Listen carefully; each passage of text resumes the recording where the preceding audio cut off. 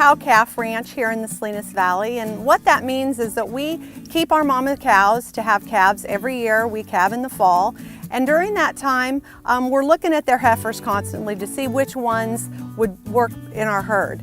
At that time, when we wean those calves in May, we retain some of those heifers, which are known as replacements, and we keep those and then breed those back in the fall. This morning I had my replacements that were out, and we were feeding them and giving them protein cubes. And the reason why we do that is that we want those heifers to kind of speed up and grow a little bit faster, get them into really good shape before breeding season, which starts in the fall. Our family got into ranching in 1915. They came over from Switzerland, and they really wanted to get into the dairy business, and so that's what they did. They were in the dairy business in Switzerland, came out to America to look for a better life, settled here in the Salinas Valley because it looked very similar to their home in Switzerland.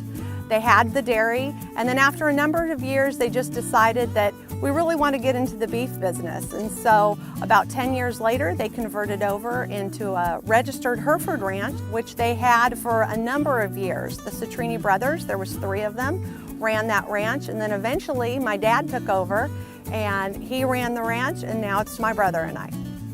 I think that our family's philosophy of ranching is pretty simple, and that is just to take care of those cattle that we have. And that seems like something so simple, but my brother and I are up here on this ranch every day, checking cows every other day, just to make sure that they've got plenty of clean water, that the cows are doing okay, that they're moving well on all 4 wheels, and that they're healthy. And that seems pretty simple, but at the end of the day, that's what profit is to make sure that you have a healthy product that you're producing and sending out to our consumers. And I think our philosophy is just to take care of those mama cows and to do the best job that we can.